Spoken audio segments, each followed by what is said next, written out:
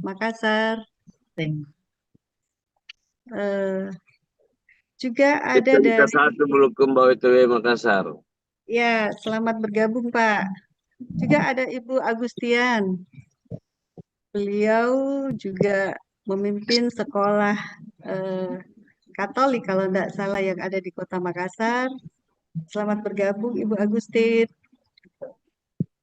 Ya, sebelum menunggu lengkapnya para narasumber yang hadir, mungkin saya akan menyampaikan bahwa kegiatan ini diselenggarakan oleh Dewan Pendidikan yang ada di Dewan Pendidikan Sulawesi Selatan, di mana insya Allah Dewan Pendidikan Sulawesi Selatan akan secara berkala mengadakan diskusi-diskusi publik tentang topik-topik pendidikan yang up to date, sehingga bisa menjadi wadah pencerahan bagi para pengelola dan pemerhati pendidikan. Diskusi-diskusi ini pula kita harapkan menjadi sambung rasa antara Dewan Pendidikan Provinsi Sulawesi Selatan dengan para stakeholder.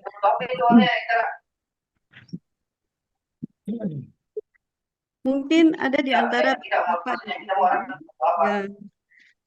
belum mengenal siapa-siapa saja yang duduk di Dewan Pendidikan Sulawesi Selatan. Dan Pendidikan Sulawesi Selatan ini diketuai oleh Bapak Profesor Dr. Haji Aris Munandar MPD. Sekretarisnya adalah Profesor Dr. Haji Hasnawi Haris MPU. Bendaharanya yaitu Ibu Yeni Rahman SSI, dan anggotanya adalah Profesor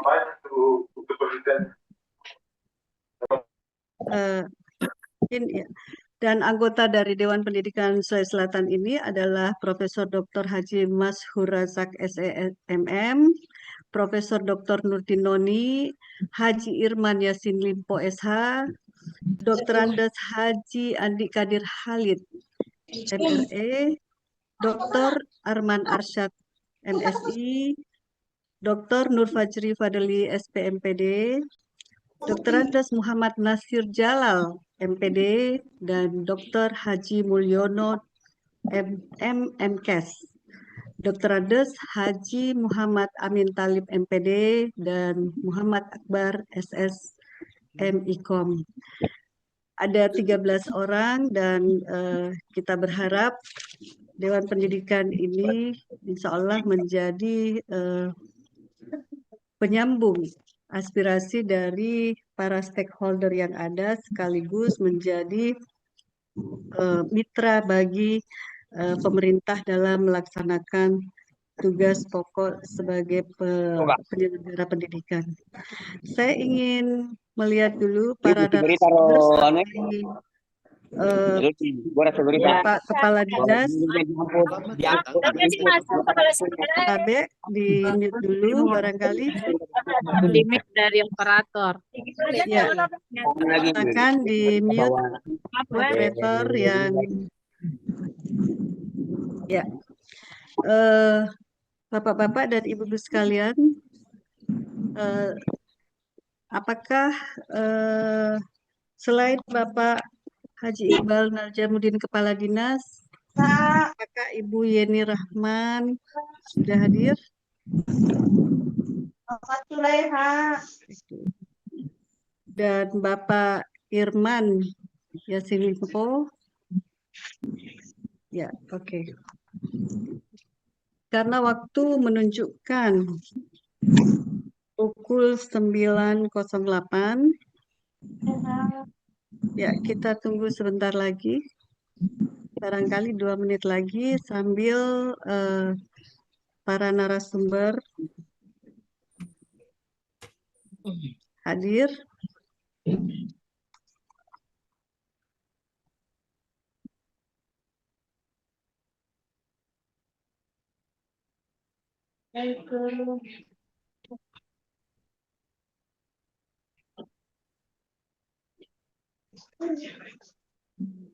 Ada di atas Kentara di situ.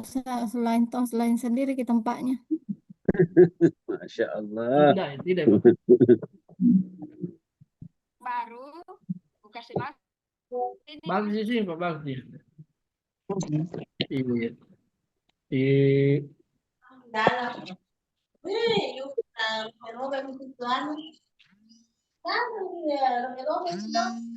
Oke.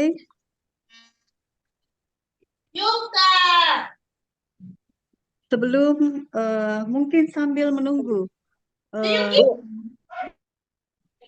para narasumber yang akan hadir, bagaimana Prof?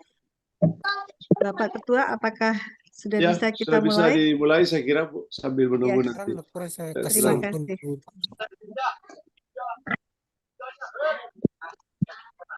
Izin Prof, sudah bergabung Prof. Oh ya, terima kasih Pak Sarul. Ya.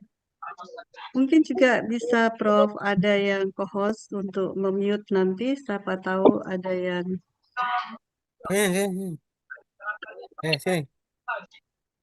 dan semua narasumber barangkali bisa dijadikan co-host. Oke. Masih tak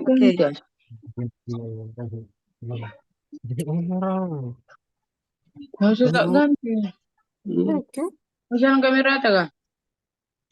Masih yang kamera tak? Ya, ini dia pun. Baik, sekali lagi para peserta diskusi supaya memute operator barangkali juga memute caranya. seluruh peserta Kalau mungkin sejarah bisa sih. supaya kita bisa memulai kegiatan ini. Harap semuanya memute. Ya. Ya, mohon dinonaktifkan audio peserta, seluruh peserta dan berarti 25 yang itu nanti play tadi. Hah? Oh, nanti kali ya. mohon kepada operator supaya menonaktifkan seluruh audio peserta dan seluruh narasumber supaya bisa menjadi co-host sehingga jika ada ya.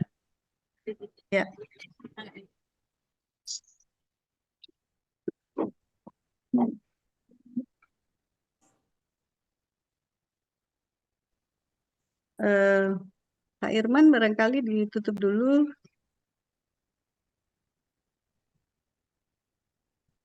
Halo Pak Irman, ditutup dulu barangkali. Halo BPP MPF, supaya ditutup dulu screen-nya. Oke. Bismillahirrahmanirrahim. Baiklah, waktu sudah menunjukkan 9:12 dan para narasumber saya lihat sudah pada hadir kecuali Ibu Yeni, dan mari kita mulai kegiatan diskusi publik yang bertema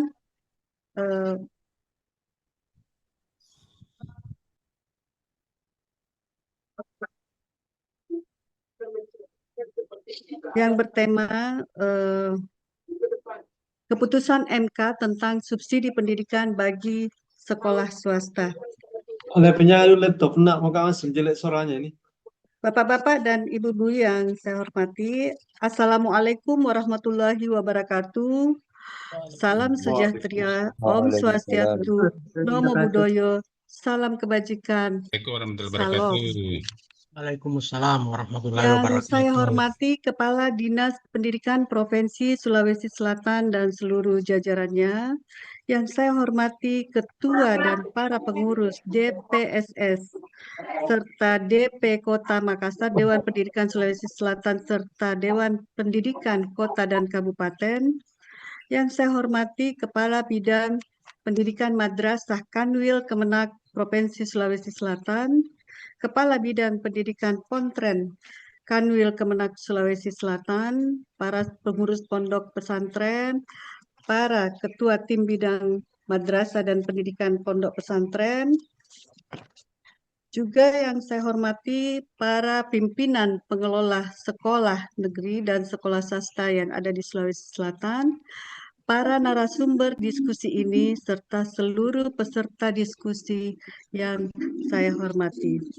Bapak-bapak dan ibu-ibu para peserta diskusi, tentu dengan ucapan penuh rasa syukur kehadirat Allah Subhanahu wa Ta'ala, serta salawat dan taslim kehadirat baginda Rasulullah Sallallahu Alaihi Wasallam, kami menyapa selamat datang dan selamat bergabung para peserta diskusi publik online yang bertema Keputusan MK tentang subsidi pendidikan di sekolah swasta.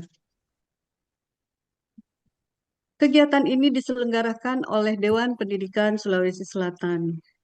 Bapak-bapak dan ibu-ibu yang kami hormati, melalui keputusan MK nomor 3 garis miring PUU angka Rumawi 22 garis miring 2024 yang dibacakan pada tanggal 27 Mei 2025, Majelis Konstitusi menegaskan kewajiban pembiayaan pendidikan dasar oleh negara tidak hanya berlaku bagi sekolah negeri, tetapi juga mencakup sekolah-sekolah swasta dan madrasah swasta yang memenuhi syarat tertentu. Putusan ini merupakan tonggak penting dalam dunia pendidikan di Indonesia dan tentu akan membawa perubahan besar pada peta kebijakan pendanaan tata kelola pendidikan dasar yang ada di Indonesia. Untuk membahasnya, kami telah mengundang 3 orang narasumber yang sangat kompeten di bidangnya, yaitu pertama, Bapak Haji Iqbal Najamuddin SE, Kepala Dinas Provinsi Sulawesi Selatan. Assalamualaikum, Pak. Beliau juga adalah Ketua Pordasi Sulsel. Waalaikumsalam. Kemudian yang kedua adalah Ibu Yeni Rahman SSI. Beliau adalah anggota Komisi E DPRD Sulawesi Selatan, komisi yang membidangi pendidikan, olahraga, dan sosial yang dikenal vokal dan kritis terhadap berbagai kebijakan daerah. Kemudian kami juga mengundang Bapak Haji Irman Yasin Limpo SHMH, beliau Ketua BMPS, Badan Musyawarah Perguruan Swasta, dan sebelumnya beliau pernah menjabat Kepala Dinas Provinsi Sulawesi Selatan selama 2 periode.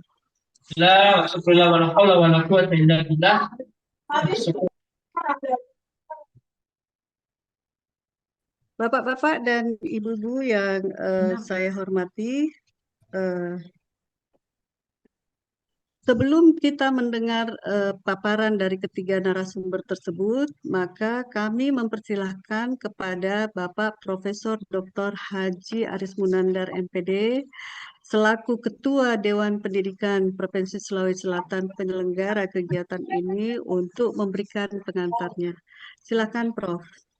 Baik, Assalamualaikum warahmatullahi wabarakatuh. Waalaikumsalam. Alhamdulillahirrahmanirrahim.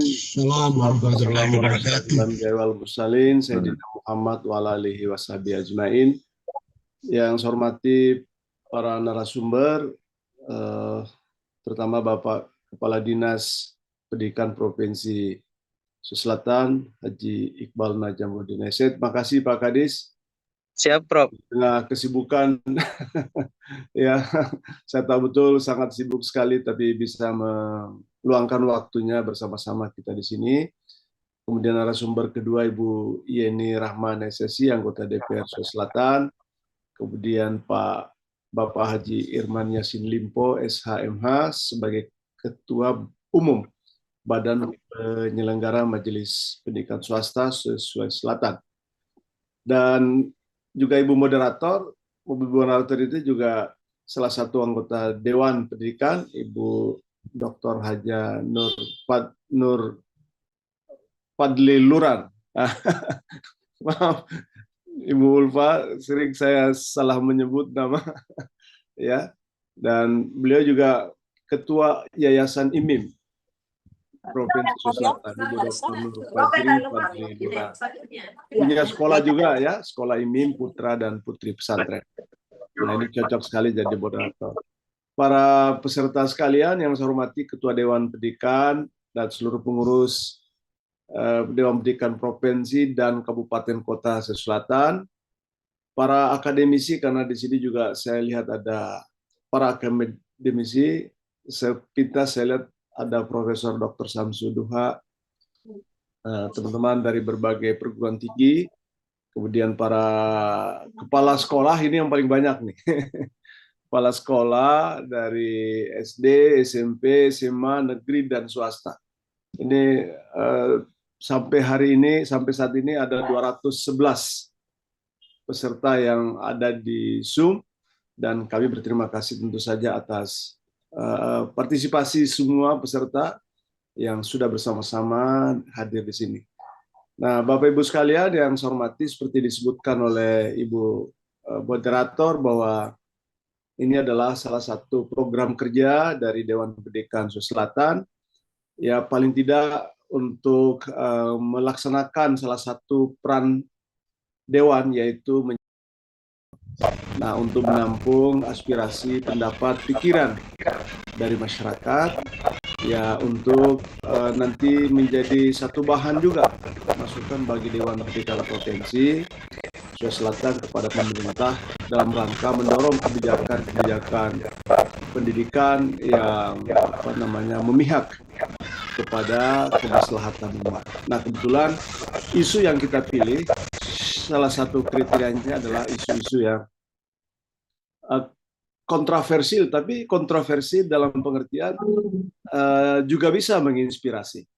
Ya, karena keputusan MK tentang subsidi swasta ini tentu saja memiliki dua sisi pandangan ya. Ada yang mungkin setuju dan ada juga yang tidak setuju. Tidak setuju bukan berarti tidak sependapat sebenarnya. Tidak setuju itu dalam pengertian bahwa melihat prospek dan kemungkinan kemampuan keuangan pemerintah daerah, apakah itu dimungkinkan apa tidak. Akan tetapi saya juga ingin menyampaikan bahwa satu topik diskusi kita juga ini adalah hal-hal yang mungkin juga bisa menginspirasi. Ya, bisa menginspirasi, maksudnya menginspirasi itu adalah yang maksudnya yang bisa menginspirasi itu adalah yang bisa mendorong proses-proses dan cita-cita untuk bisa menjadi kebijakan. Dan saya mendengarkan bahwa di beberapa daerah sekarang ya sudah mulai juga membahas, mendiskusikan kemungkinan untuk melakukan pendidikan gratis subsidi kepada sekolah, bahkan kepada SMA, SMK. Nah, itu saya ada berita terbaru juga yang dikirim sahabat teman itu, Provinsi Banten, ya Provinsi Banten juga mulai akan memberikan subsidi pada 169 sekolah swasta di provinsi. Nah, ini salah satu juga pikiran artinya ada hal-hal yang mungkin kita pikirkan sekarang itu masih sulit, tapi ternyata setelah dalam proses waktu itu ternyata menjadi mungkin. Kita juga pernah mendengar cerita bahwa dulu tidak ada dana BOS. Setelah tahun 2005 Presiden mendeklarasikan perlunya bantuan dana BOS, dan sampai sekarang itu sudah sekitar 59 triliun dana BOS yang telah disalurkan per tahun oleh pemerintah kita untuk mendorong membiayai pendidikan. Nah, kira-kira begitulah perspektifnya. Dan kasus kebetulan yang kita pilih, kita berada di Sulawesi Selatan. Nah, kita lah menghadirkan diskusi ini untuk daerah kita, Provinsi Sulawesi Selatan. Dan rasanya bangga sekali kita menghadirkan diskusi dihadiri Pak Kadis, karena Pak Kadis Pendidikan itu selain memiliki otoritas pendidikan di Sulawesi Selatan, beliau juga sesungguhnya pemerintah provinsi itu adalah perwakilan pemerintah pusat ya di daerah. Nah, kemungkinan itu tentu juga siapa tahu beliau sudah pernah berdiskusi dengan pemerintah pusat untuk melihat kemungkinan itu, dan juga dalam proses pembahasan diskusi kita ada wakil rakyat kita dari Dewan Pendidikan, dari Dewan Perwakilan Rakyat Provinsi, Bu Yeni Rahman, makasih. Sekaligus beliau juga anggota Dewan Pendidikan. Dan tidak kalah pentingnya adalah Pak Irman ini. Bagaimana hitung-hitungnya ini Pak Irman, biaya sekolah kita di swasta ini, apakah mungkin ya pemerintah itu mensubsidi dengan biaya sekolah swasta yang kadang-kadang di luar dari hitungan-hitungan normal ya, terutama pada sekolah-sekolah yang sudah memproklamirkan dirinya sebagai sekolah yang berkualitas. Nah, saya merasa bahwa momen-momen ini adalah momen yang terbaik untuk kita semua memberikan pikiran, aspirasi, dan Dewan Pendidikan membuka ruang-ruang juga kepada teman-teman publik. Pada episode berikutnya kita akan mendiskusikan kira-kira tema-tema apa yang juga bisa menyita perhatian pikiran kita bersama untuk Sulawesi Selatan menjadi maju dan menjadi lebih baik.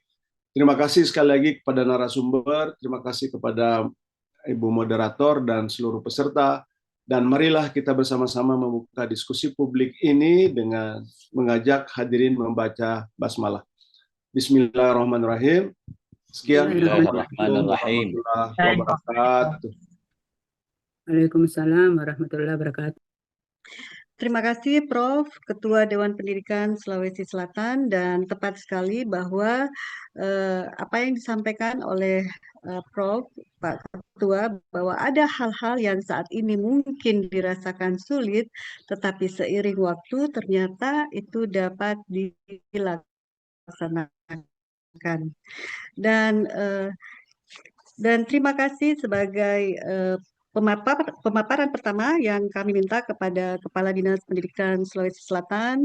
Kita bersyukur karena beliau sangat-sangat sibuk, tetapi menyempatkan hadir membersamai kita pada kegiatan ini, karena tentu saja aspirasi dari bapak-bapak dan ibu-ibu yang saat ini bergabung sejumlah 246 orang sangat berarti bagi seluruh stakeholder, termasuk tentu Dinas Pendidikan selaku ujung tombak implementasi pendidikan di wilayah Sulawesi Selatan. Baik Pak Kadis, bagaimana pemerintah melihat keputusan ini? Silakan Pak. Oh ya, giliran saya ya Bu Nur ya. Ya, Ya, Pak. terima kasih banyak Bu Nur. Assalamualaikum warahmatullahi wabarakatuh. Assalamualaikum warahmatullahi wabarakatuh. Alhamdulillahirrabbilalamin. Salatu wassalam ala asrafil anbiya mursalin wa ala alihi wa sahbihi ajmain, amma ba'd. Tentu yang pertama-tama yang saya banggakan Prof. Aris Munandar selaku Ketua Dewan Pendidikan Provinsi Sulawesi Selatan beserta seluruh anggota Dewan Pendidikan Provinsi Sulawesi Selatan. Sehat Prof.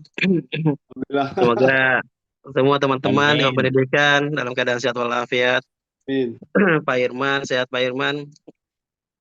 Alhamdulillah hari ini saya mau maaf Prof yang baru bisa ketemu meskipun di ruang virtual berdiskusi dengan Prof semua, dengan teman-teman Dewan Pendidikan. Pak Mul ada juga, Pak Mul Liadi Cacok.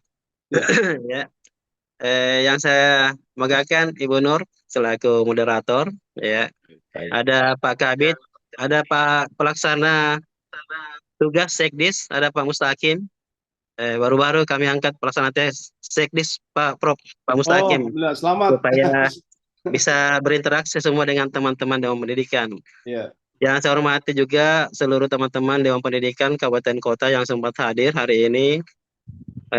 Seluruh kepala sekolah yang sempat hadir dan para narasumber yang hadir pada hari ini. Izin mungkin Prof, hari ini mungkin saya tidak bisa lama mungkin membersamai kita pada hari ini diskusi. Kebetulan saya dapat tugas sebentar menjemput Kepala Staf Presiden Prof, mewakili Bapak Gubernur di bandara. Ya. mungkin setengah jam saja mungkin waktu yang saya mungkin bisa diskusi terkait dengan tema kita hari ini. Saya kira memang saya mungkin tidak ada paparan ya hari ini, tapi tema ini memang menarik saya kira, Prof, menarik sekali karena itu tadi yang disampaikan Prof bahwa ada plus minus memang terkait dengan kebijakan yang sekarang ada ini terkait dengan pembebanan pembiayaan yang dimana sekarang SD dan SMP baik swasta itu juga sudah dihilangkan ya. Iya. Padahal sebenarnya pendidikan memang itu membutuhkan biaya sebenarnya, membutuhkan biaya. Bahkan ketika saya dengan Pak Dirjen diskusi memang Pak Dirjen mengatakan bahwa beda pendidikan itu Pak Kadis, kalau biaya 100 juta dengan 1 juta beda katanya. Dan itu hasil itu bisa kita rasakan katanya kalau pendidikan yang terpola dan termanage dengan bagus dengan pembiayaan dengan tidak ada biaya. Ini yang menjadi memang persoalan kita selama ini. Makanya kami selalu Prof di Dinas Pendidikan itu saya selalu mengatakan kalau terkait dengan sekolah swasta bahwa bagi saya itu tidak ada perbedaan sebenarnya negeri dan swasta sebenarnya. Karena yang bersekolah itu kan anak-anak kita semua di situ. Ya. Tidak ada perbedaan.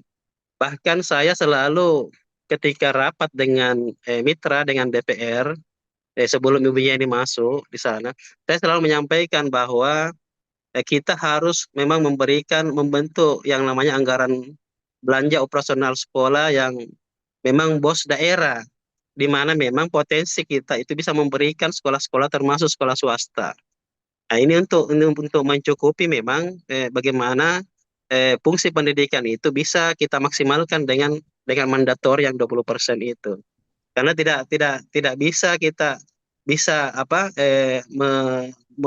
mendorong pendidikan secara berkualitas, sedangkan di lain pihak kita pemerintah sebagai regulator memang belum bisa memberikan menyediakan sarana prasarana pendidikan yang tentu semakin tahun ke depan ini membutuhkan memang sarana prasarana yang memang dibutuhkan oleh sekolah-sekolah, termasuk peningkatan mutu sekolah-sekolah.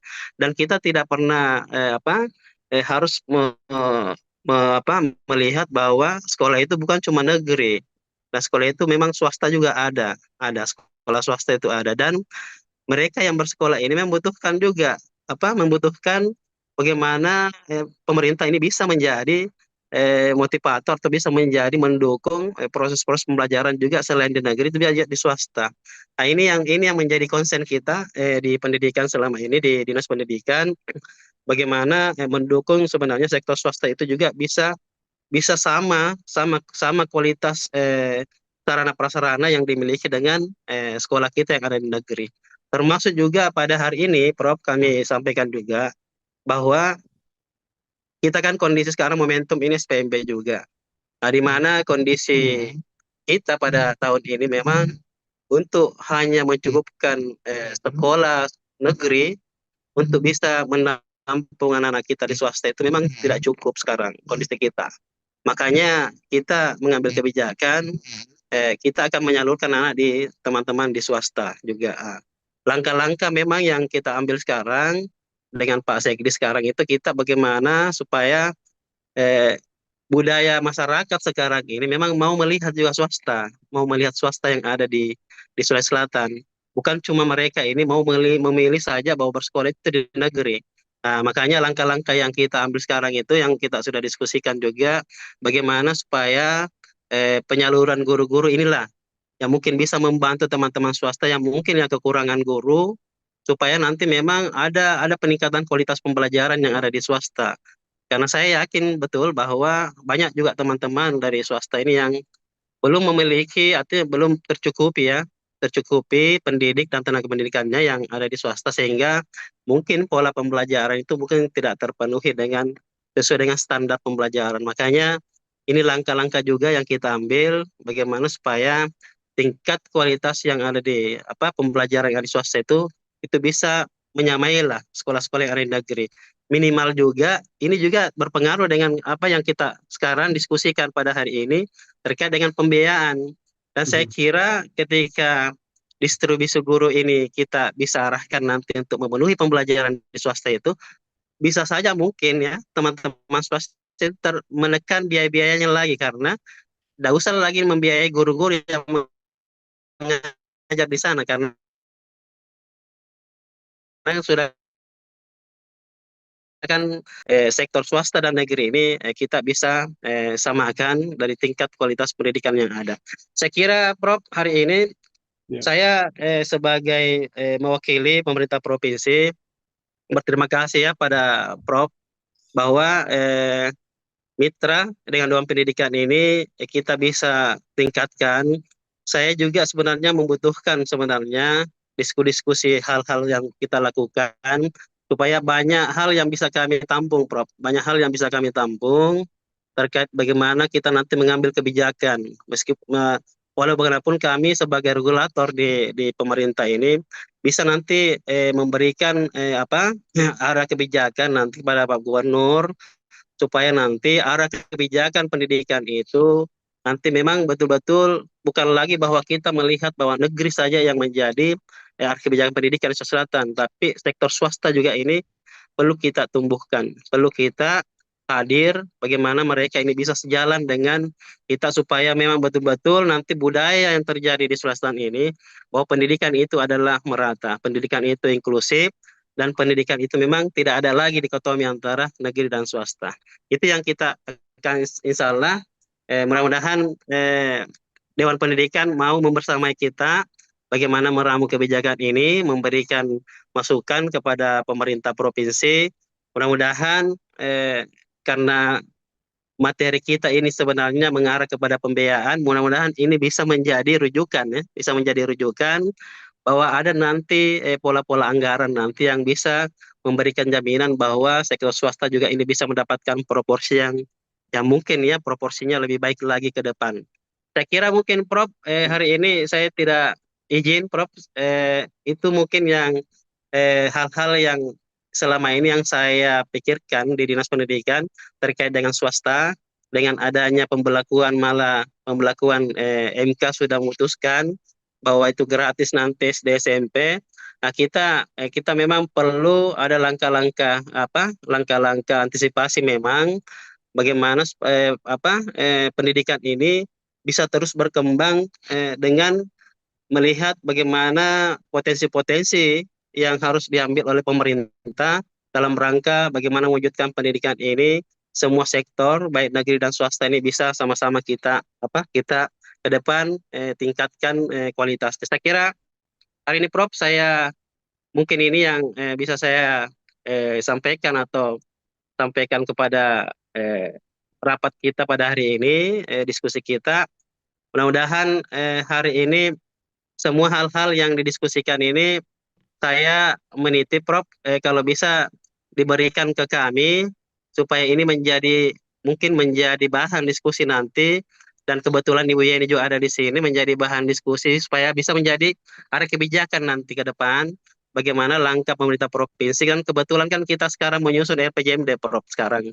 Menyusun RPJMD itu bisa menjadi bahan arah kebijakan nanti RPJMD ke depan bagaimana nanti melihat bahwa sektor negeri dan swasta ini nanti bisa mendapatkan proporsi yang mungkin bisa dipersamakan. Nanti saya terima kasih banyak. Saya mungkin mohon izin Prof tidak bisa membersamai karena saya mau ke bandara untuk menjemput Kepala Staf Presiden. Jadi saya kira ini mungkin dari saya. Terima kasih banyak. Salam untuk semua teman-teman. Saya mohon pamit di virtual ini. Assalamualaikum warahmatullahi wabarakatuh. Waalaikumsalam warahmatullahi wabarakatuh. wabarakatuh. Terima kasih Pak Selamat Kadis. Pak Kadis. Ya, terima Saya kasih. izin Prof. Ya.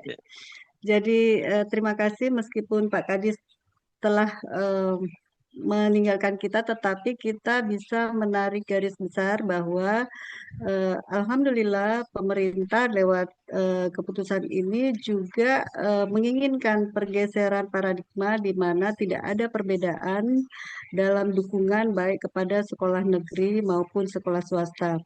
Meskipun kita tahu bahwa keputusan ini bersifat mengikat dan harus segera dilaksanakan, tetapi tentu membutuhkan waktu sehingga Pak Kadis memberikan pernyataan bahwa untuk langkah-langkah ke depan dibutuhkan aspirasi-aspirasi untuk menyusun langkah-langkah bagaimana supaya keputusan ini bisa dilaksanakan, diimplementasikan di lapangan.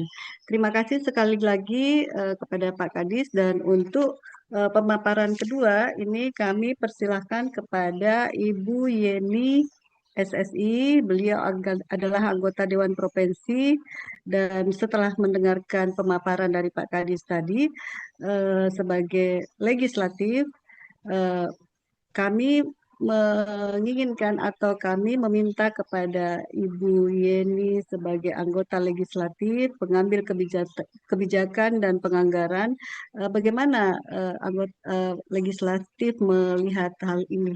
Silakan Bu Yeni. Ya, Bismillahirrahmanirrahim. Assalamualaikum warahmatullahi wabarakatuh.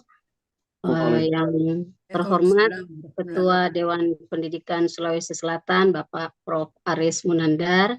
Yang terhormat pemateri ketiga, Bapak Irman Yasin Limpo, SH MH, dan Ibu Moderator, Ibu Ulfa. Dan yang terhormat semua peserta Zoom yang hadir kesempatan kali ini yang tidak bisa saya sebutkan namanya satu persatu. Pertama-tama tentu saja kita mengucapkan syukur alhamdulillah pada kesempatan kali ini kita bisa bersama-sama dalam diskusi publik yang tentu saja ini menjadi hal yang menarik terkait keputusan MK tentang subsidi pendidikan bagi sekolah swasta itu mungkinkah? Jadi pertanyaan banyak pihak. Saya juga beberapa kali ditanya sama media untuk diminta komentarnya terkait keputusan ini, yang tentu saja ketika saya berkomentar juga harus berhati-hati.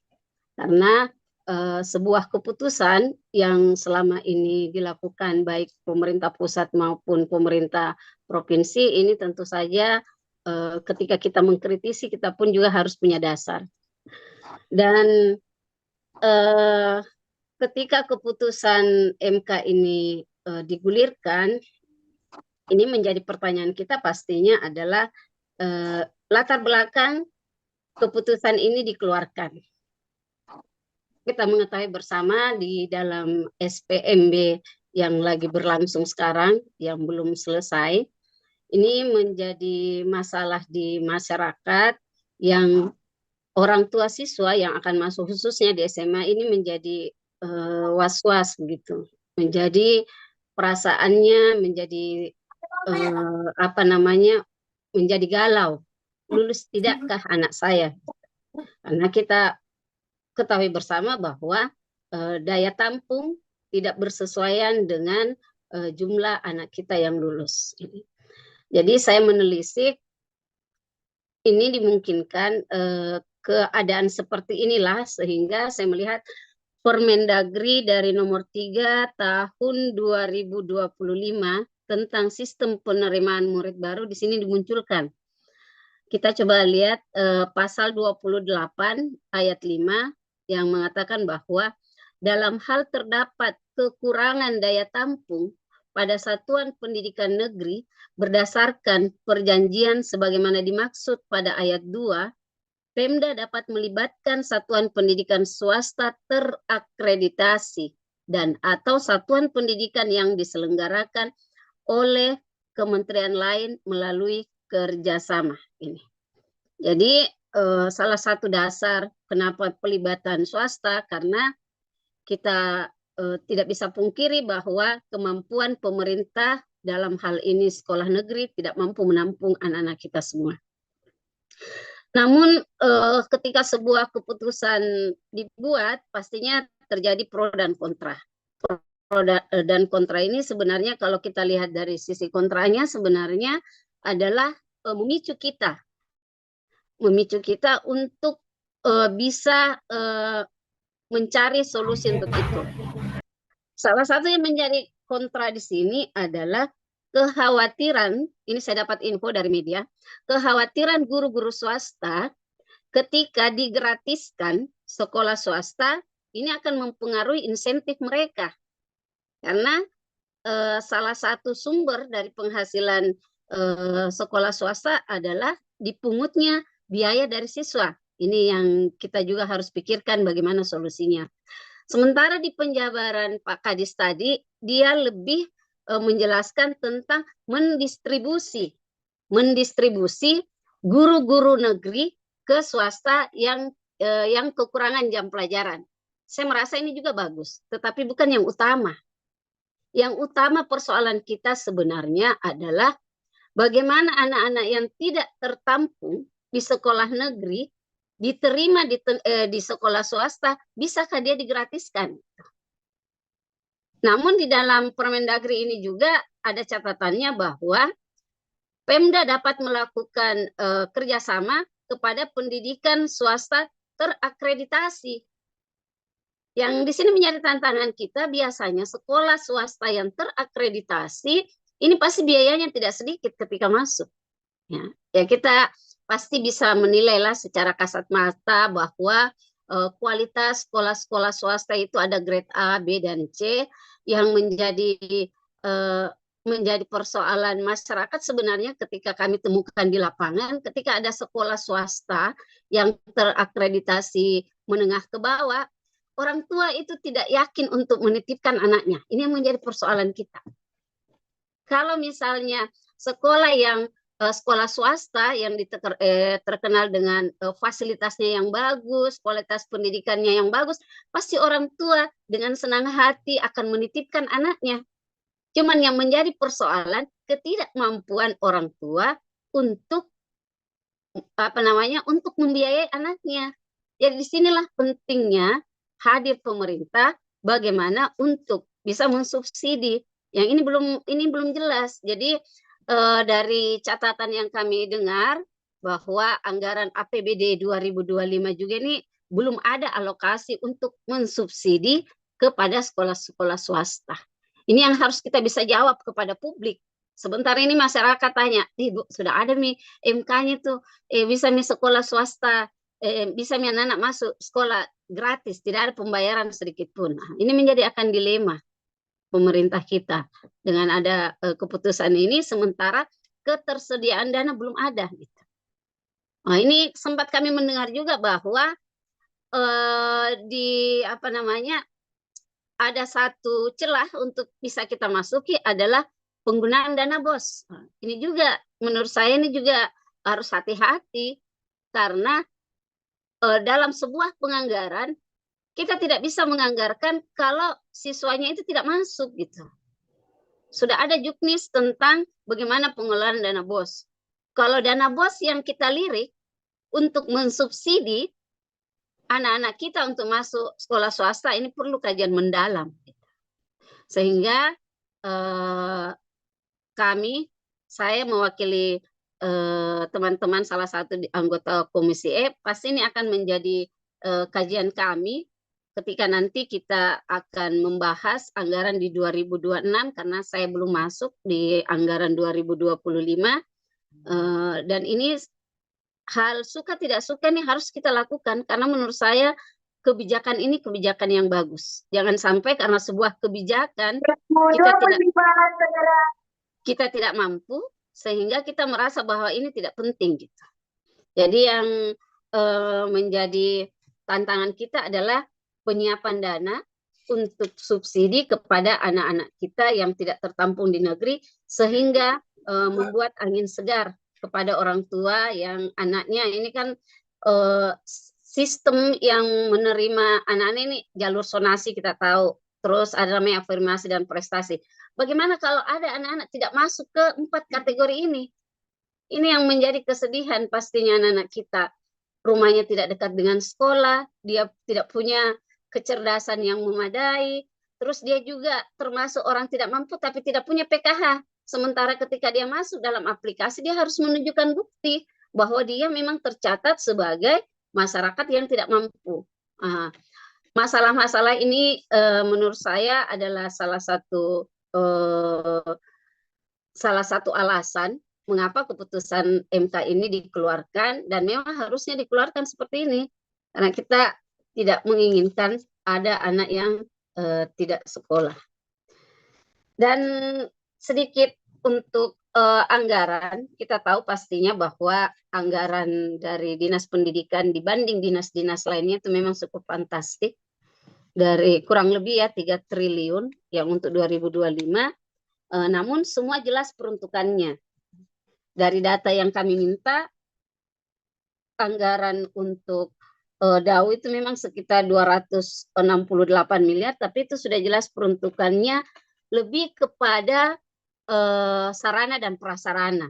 Ini juga kita melihat bahwa ketika diwacanakan bahwa biaya pendidikan ini 20% harus dikeluarkan dari APBN maupun APBD, tetapi kita lebih banyak hanya melihat dari sisi sarana prasarananya saja, tidak berimbang dengan anggaran yang digunakan untuk peningkatan kualitas guru.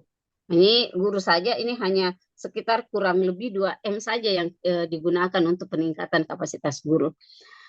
Apalagi kalau kita berbicara kemampuan dari pemerintah provinsi untuk mengalokasikan khusus, bagaimana alurnya, ada subsidi yang diberikan kepada orang tua ketika anaknya akan disekolahkan di sekolah swasta.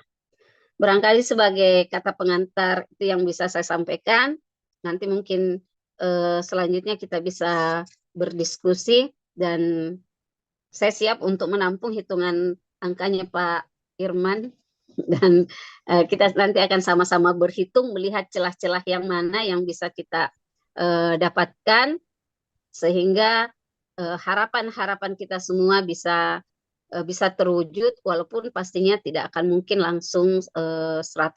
Setidaknya ada upaya untuk itu dan ada hasil yang bisa kita lihat sekecil apapun. Sekian dari saya. Assalamualaikum warahmatullahi wabarakatuh. Waalaikumsalam warahmatullahi wabarakatuh. Terima kasih Bu Yeni. Ini kita mendengarkan tadi dari Ibu Yeni bahwa memang banyak sekali masalah-masalah yang kita hadapi dan merupakan tantangan ke depannya di dunia pendidikan, khususnya di Sulawesi Selatan ini. Namun demikian, Ibu Yeni menegaskan bahwa meskipun belum jelas ketersediaan dananya, tetapi ini adalah kebijakan yang sangat bagus. Bagaimana keadilan pemerintah dalam menyamakan seperti yang disampaikan oleh Pak Kadis tadi, tidak ada lagi perbedaan antara sekolah swasta dan sekolah negeri dalam kebijakan-kebijakan pendanaan, sehingga menurut Ibu Yeni ini harus diusahakan, dan kita bersyukur pada kegiatan ini sudah menyentuh angka 300, dan banyak sekali selain sekolah-sekolah negeri dan pengurus dinas pendidikan, juga nampaknya banyak sekali dihadiri oleh pengurus Pontren dan Kemenak yang ada di Kota Makassar dan Sulawesi Selatan, sehingga kita bisa menyimpulkan bahwa kegiatan ini sangat menarik, dan Dewan Pendidikan bisa menjadi milik bersama baik oleh dinas maupun Kemenak, swasta maupun negeri. Ya, terima kasih. Dan untuk selanjutnya kami meminta kepada Bapak Haji Irman Yasindinpo yang saat ini beliau sebagai Ketua BMPS, Badan Musyawarah Perguruan Swasta, di mana sekolah-sekolah swasta menjadi salah satu penerima dampak langsung dari keputusan ini. Menurut Bapak, bagaimana Bapak melihat keputusan ini? Silahkan Pak Irman. Ya, Assalamualaikum warahmatullahi wabarakatuh. Waalaikumsalam. Assalamualaikum warahmatullahi wabarakatuh. Assalamualaikum Pak Ketua Dewan Pendidikan yang saya hormati, saya banggakan, salah satu sumber inspirir pendidikan Sulawesi Selatan ini Ketua Dewan Pendidikan. Gitu. Ibu Yeni sebagai narasumber juga dalam kapasitas sebagai anggota DPR juga merupakan sebuah pemicu bahwa diskursus terhadap bagaimana pendidikan lebih baik ke depan dengan hadirnya Bu Yeni di semua kesempatan ini menjadi upaya-upaya kita bersama untuk lebih maju pendidikan Sulawesi Selatan. Ibu moderator, Bu Ulfa, yang baik sekali mengorganize kesempatan diskusi ini, teman-teman sekalian. Ada saya lihat Ketua MKKS baru masuk, Pak Umar, dan sebagainya. Terima kasih Pak Mustaqim, Pak Kadis, yang hadir juga. Terima kasih. Mohon maaf saya minta waktu agak banyak, karena ini ada kata swastanya. Iya. Ya, karena ada kata swastanya, minta agak banyak, Prof. Gitu. Saya sengaja mengatakan bahwa ini sebuah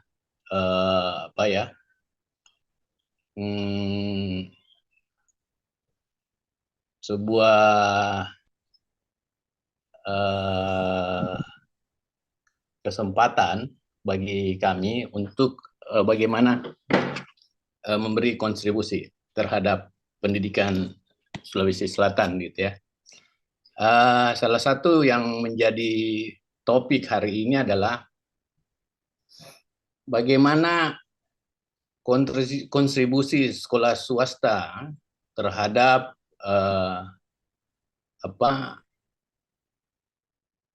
yang kita putusan MK ini, gitu.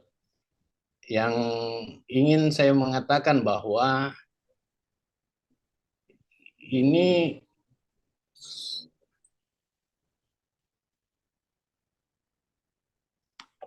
yang perlu kita lihat dulu adalah dasar hukum dari keputusan MK ini, Pak. Sekolah swasta. Sekolah swasta ini bagian dari mandat konstitusi, di mana dasarnya adalah Undang-Undang Dasar 45, Undang-Undang Sisdiknas, baik yang sebelum tetap MK maupun yang sudah MK. Dan satu kelebihan itu dasar hukumnya dia undang yayasan. Kemudian kewenangan norma mengatur adalah itu undang-undang pemerintah daerah sesuai kewenangannya masing-masing. Jadi tidak mungkinlah karena berbagai dasar hukum ini, nggak mungkin swasta itu diambil oleh pemerintah. Itu satu. Karena dia terikat pada undang-undang yayasan. Undang-undang yayasan ini adalah privat sektor. Sementara sekolah negeri, dinas pendidikan itu adalah public sector. Begitu. Jadi yang kedua, karakteristik sekolah swasta. Mereka punya kemandirian, Prof. Teman-teman sekalian. Ini kelebihan dari yang jadi pembeda dengan sekolah negeri. Dia punya kemandirian. Kemandiriannya apa? Dia punya, berdasarkan undang-undang yayasan, ada struktur sendiri yang mengatur secara internal, yang memutuskan secara internal. Menerima tidaknya norma dari luar, termasuk dari pemerintah, inilah salah satu kemandirian itu. Yang kedua, keswastaannya. Ya, namanya juga sekolah swasta, berarti dia punya business usual. Dia punya kemampuan untuk mengelola dirinya sendiri. Yang berikut adalah semangat. Semangat orang-orang yang di swasta jauh lebih effort, Pak. Karena dia mencari sekaligus melaksanakan dan mengevaluasinya sendiri. Yang mencarinya ini yang menurut saya tidak dipunyai oleh sekolah-sekolah negeri lain. Teman-teman di negeri. Kalau di negeri, given, Pak. Semua mulai dari pegawainya, gurunya, operasionalnya, biaya muridnya, itu semua diberi oleh negara. Di swasta tidak, Pak. Kadang dia harus mencari sendiri. Dan itu dengan cara dan uniquely daripada mereka. Yang berikut, di swasta, diferensiasi pendidikan ada, Pak, dengan sekolah-sekolah lain di negeri. Sekolah lain di negeri, rata-rata pendidikannya bersifat general, Pak. Kurikulum nasional, yang wajib untuk negeri dan swasta, di negeri itu aja. Tapi di swasta ada yang tematik, Pak. Sekolahnya Bu Ulfa khusus pada keislaman, pembentukan karakter sesuai agama Islam. Di Raja Wali, di Zion, pendidikan karakter sesuai agamanya masing-masing. Di Taruna Nusantara, itu leadership. Gitu. Jaringan Islam terpadu fokus pada keagamaan. Sekaligus jadi berat di swasta ini. Sekaligus kurikulum nasional yang wajib mereka laksanakan, dia membuat sesuai tujuan diberdirikannya sekolah itu adalah yang tematik, Pak. Itu. Ada yang unik, Pak, juga di sekolah swasta. Banyak. Ada di Surabaya, manajemennya tuh nggak ada yang berlatar pendidikan, penyanyi semua. Tapi mereka tiap tahun baru kelas 1, semua SMK itu, SMK swasta itu udah ada pangsa pasarnya, Pak. Itu. Jadi bagi swasta, pendidikan itu sebenarnya tidak ribet, Pak. Terutama di tingkat dasar. Satu komitmen swasta itu bagaimana dari yang tidak tahu menjadi tahu. Dari mana yang tidak terampil menjadi terampil. Bagaimana yang tidak mampu menjadi mampu. Itu aja di sekolah. Sekolah swasta nggak pernah bicara luas-luas, Pak. Scholarship, apa, dan sebagainya. Kejauhan, Pak. Tapi dari zaman sebelum kemerdekaan, mereka udah mengatakan, tujuan mereka membuat sekolah adalah mencerdaskan bangsa. Dari tidak tahu menjadi tahu. Makanya kalau kita lihat jumlahnya, banyak sekali sekolah swasta di tingkat pendidikan dasar paling bawah, yaitu anak usia dini. Karena dari tidak mengenal huruf, sekolah swasta banyak menyumbangkan untuk mengenal huruf. Nah, akhirnya ini yang dipakai sampai tingkat perguruan tinggi. Bisa membaca dan sebagainya. Yang berikut, selalu saja ada ini. Kalau mau SPMB, Pak, persepsi minor terhadap sekolah swasta. Ini yang penyakit menurut saya tidak pernah berhenti dari zaman dulu. Yaitu selalu mempertanyakan kualitas. Selalu mempertanyakan pembiayaan di sekolah swasta. Akhirnya, ini membuat ada diskriminasi pemerintah. Salah satunya adalah selalu sekolah negeri duluan disuruh mendaftar. Selalu sekolah negeri itu diatur baik-baik, nanti setelah itu baru dikasih swasta. Baru diaturkan. Apa susahnya diatur bersama? Akhirnya selalu dibilang sekolah swasta curi duluan. Curi start duluan. Iya, karena nggak pernah diatur. Sudah jadi semua, baru dipanggil.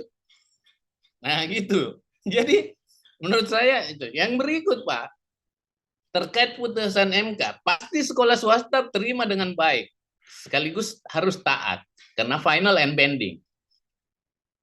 Tetapi menurut saya, menurut diskusi teman-teman juga di pengurus pusat, salah satu dampak yang akan keluar dari putusan MK ini akan banyak sekolah swasta, Prof. Karena salah satu komponen dari sekolah swasta yang selama ini berat, yaitu pembiayaan, akan ditanggung oleh negara. Ya. Akan banyak, Prof, sekolah swasta, terutama di tingkat SD, yang cuman satu guru satu kelas. Yang kedua, putusan MK ini akan menipiskan diskriminasi negeri dan swasta yang selama ini ada. Itu realitanya ya.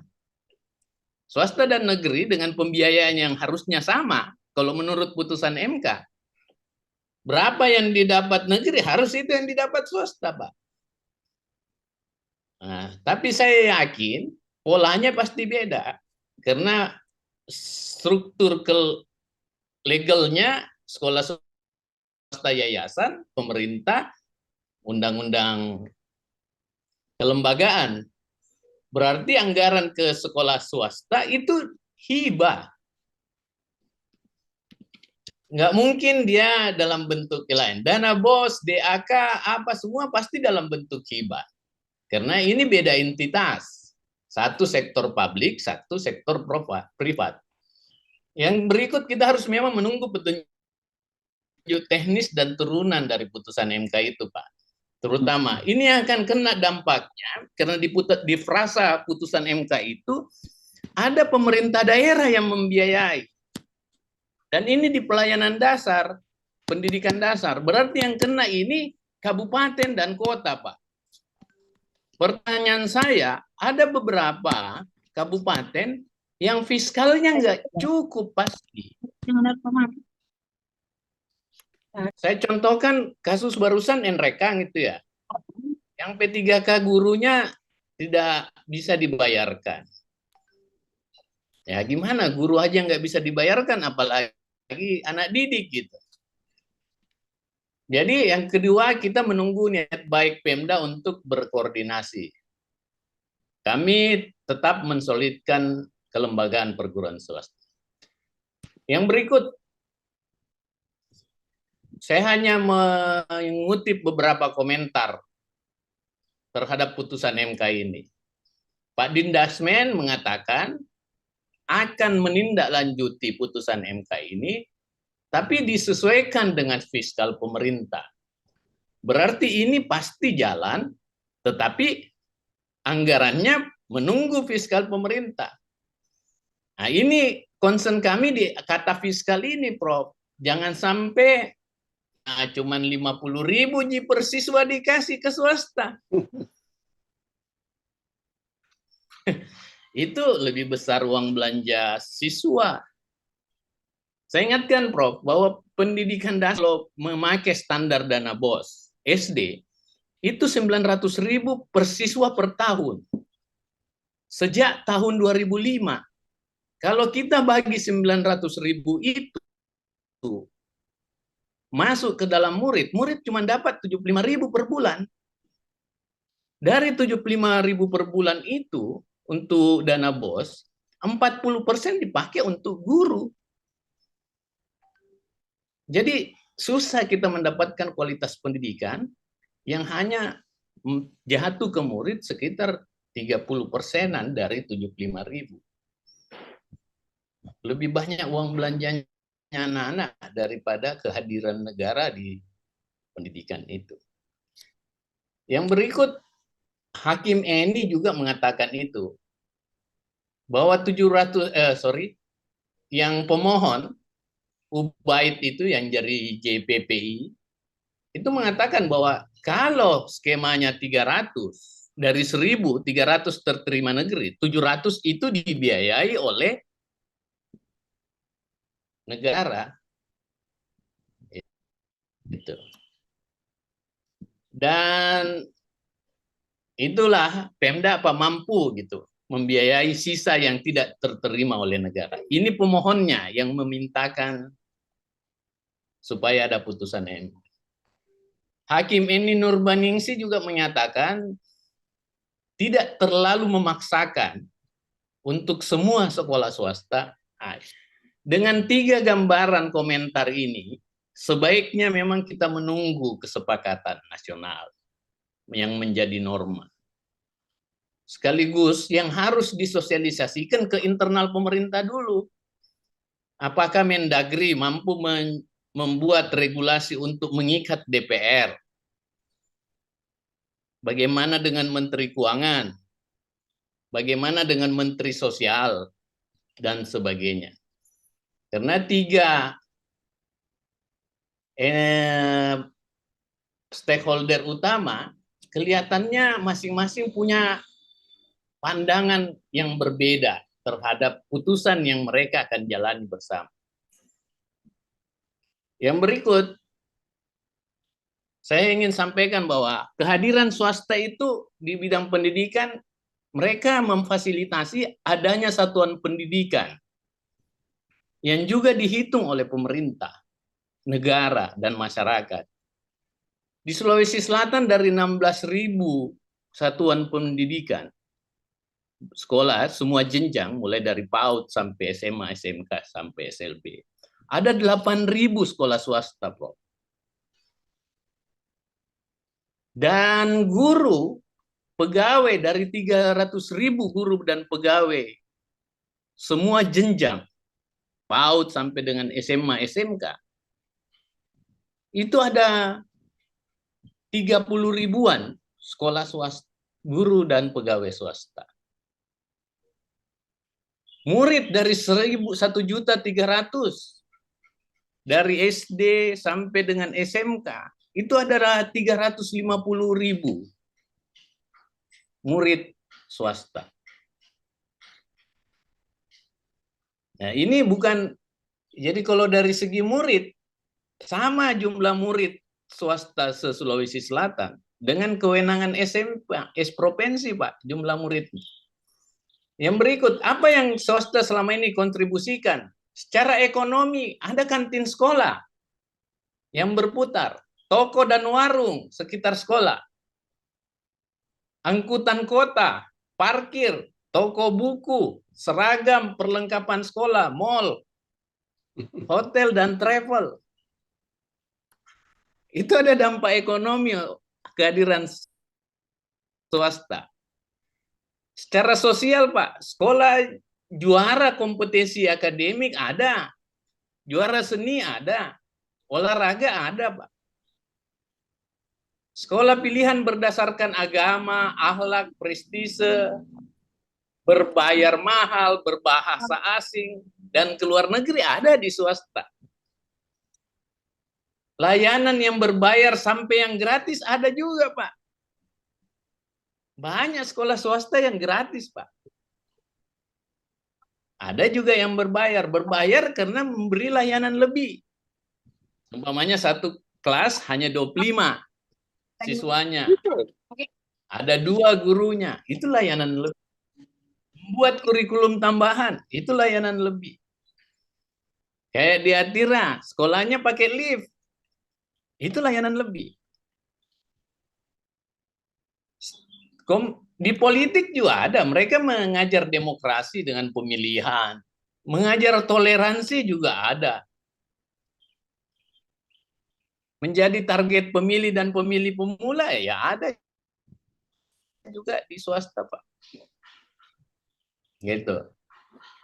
Di indeks pembangunan manusia Sulawesi Selatan, Pak, 75,18 itu ada sekolah swasta menyumbang di situ. Sektor pendidikan yang rata-rata selama sekolah 8,86 tahun. Ada sekolah swasta dengan 8.000 sekolah. Di negeri juga 8.000. 16.000 itu hampir imbang, Pak, jumlah satuan pendidikan. Harapan lama sekolah 13,55 tahun. Itu ada sekolah swasta. Angka partisipasi murni SD 98,26. Sebagian besar swasta, Pak, jumlah SD itu. SMP 77,2, SMA 60. Demikian pula angka partisipasi kasar. Yang berikut secara fiskal. Pembelian barang di sekolah swasta swasta juga menyumbang pajak, Pak. Pajak dana bos juga di swasta bayar. Pajak kendaraan di swasta juga bayar. Pajak tanah, bumi bangunan, swasta bayar. Negeri kayaknya nggak bayar. Sampai iuran 17 Agustusan di kecamatan, swasta juga bayar, Pak. Itu. Sejarah, kita lihat lagi, sekolah pertama yang melayani penduduk Bumi Putra di Sulawesi Selatan itu sekolah swasta, Pak. Salah satunya SMA Nasional. Jadi, niat baik dan semangat pendiri ini yang harus juga dihargai non-fiskal. Karena turisme, sekolah-sekolah yang didatangi, didaftari oleh di luar Sulawesi Selatan itu secara tidak langsung mendatangkan orang tuanya, Pak. Ya, orang datang banyak, ekonomi berputar di Sulawesi Selatan. Penyedia SDM, Pak. 2 tahun, 3 tahun terakhir ini rata-rata pengangkatan PNS dan P3K untuk guru itu sumbernya dari sekolah swasta, Pak. Kemarin saya ketemu BKD, angkanya fantastis juga, Pak. Di atas 25%. Jadi kami swasta yang merekrut, memberi pengetahuan pemerintah untuk jadi P3K. Nah, ini kita selalu bicara kualitas, Pak. Bahwa kualitas swasta itu berkurang. Kurang katanya. Saya ingin menggambarkan untuk SMA saja. UTBK tahun 2022 itu, yang tertinggi itu Mancendikia Goa. Secara nasional dia ranking 139. Disusul Atirabone. Secara nasional dia ranking 170. Ranking 3 SMA Zion Makassar. Secara nasional 178.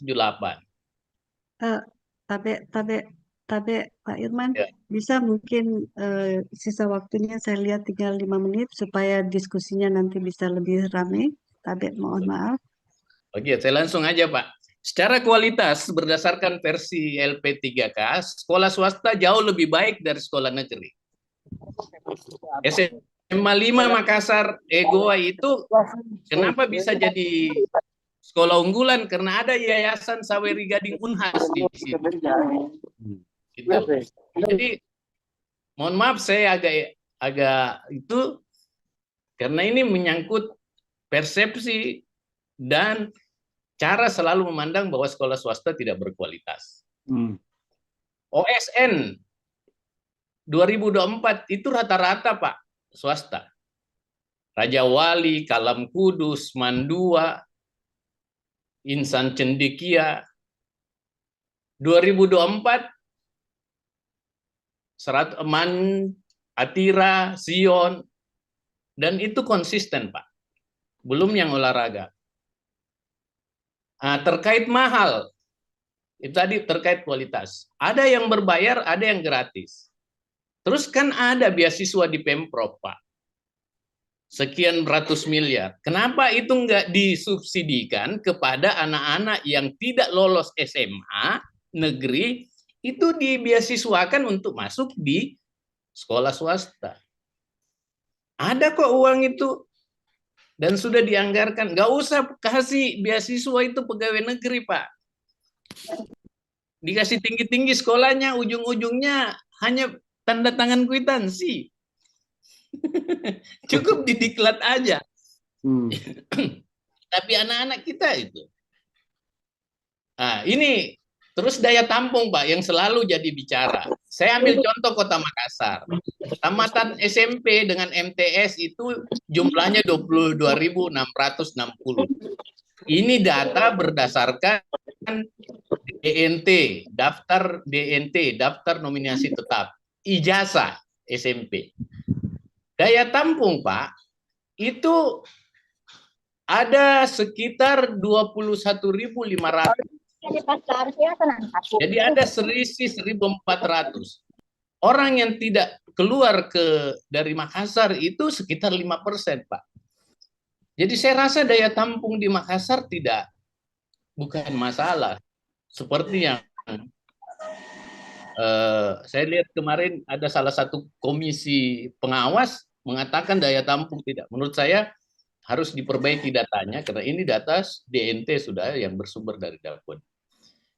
Itu Bu Ulfa, saya terima kasih diberi kesempatan. Satu, saya titip ke Dewan Pendidikan mumpung SPMB ini Pak. Salah satu berpihaknya pemerintah atau tidak, kalau rombel negeri tetap 36 di SMA, 30 di SMP, 28 di SD.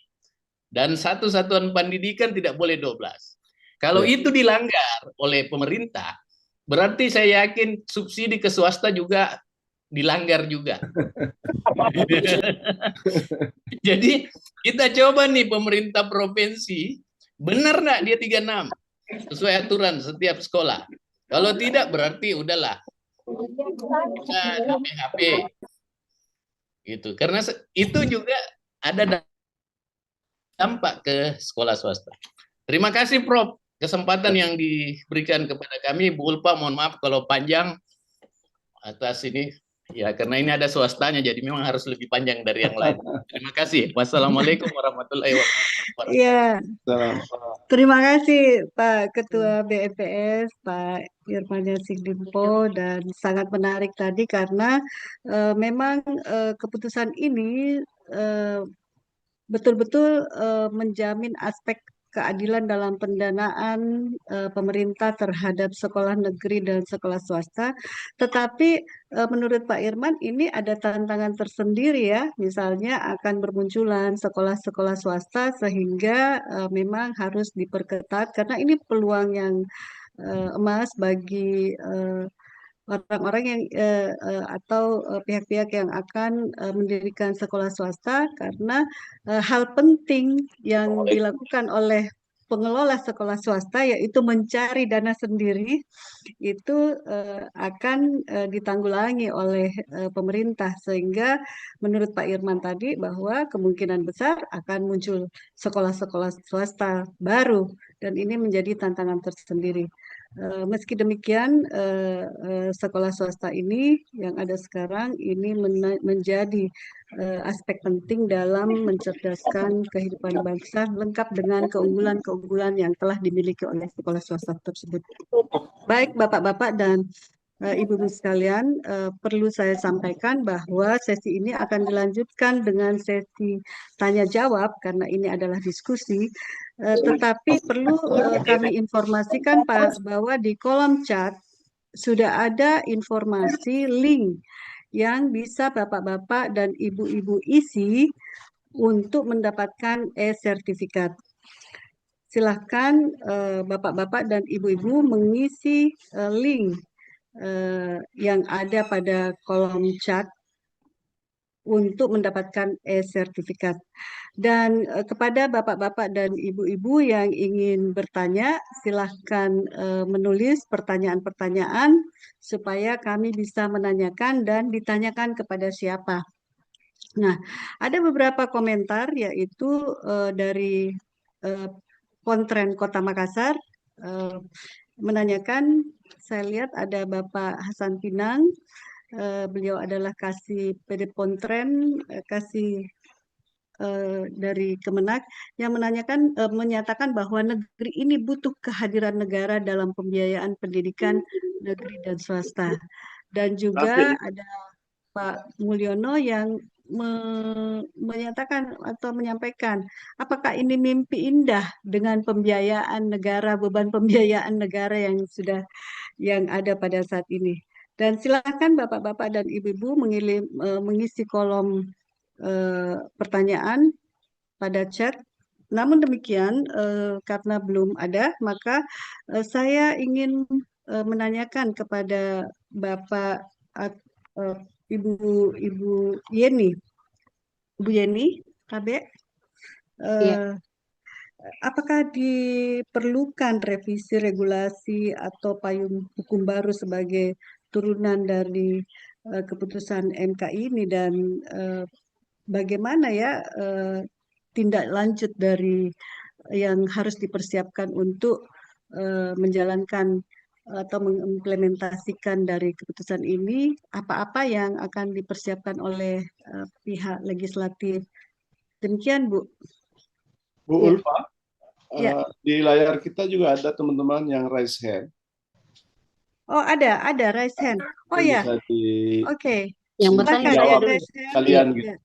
Saya tidak melihat, maaf, mungkin kita dahulukan teman-teman, karena ini memang aspirasi yang mengutamakan teman-teman. Silahkan teman-teman yang raise hand, barangkali bisa dibuka mute-nya. Bisa, Hasan. Oke, ya, Pak Hasan Pinang, ya silakan Pak. Beliau ini adalah Kemenang Kota Makassar. Ya silakan Pak. Baik, makasih banyak Bu Moderator, izin Pak Prof, Pak Ketua Dewan Pendidikan. Assalamualaikum warahmatullahi wabarakatuh. Waalaikumsalam. Alhamdulillah, wassalatu wassalamu ala Rasulillah. Waalaikumsalam warahmatullahi wabarakatuh. Izin juga Pak Ketua Tim, Pak Ki Mujahid, kalau saya duluan. Siap. Kasih Senior. Jadi menarik sekali dan menurut saya produktif inisiatif Dewan Pendidikan dalam mempertemukan kita dalam forum ini. Malah bagus kalau sering-sering. Dengan keluarnya putusan MK seperti ini, memberikan memang harapan yang luar biasa untuk kesetaraan pendidikan. Cuman ada yang juga saya tambahkan sedikit. Menarik hari ini karena Kadis Pendidikan sudah hadir, mantan Kadis juga hadir dan kencang tadi.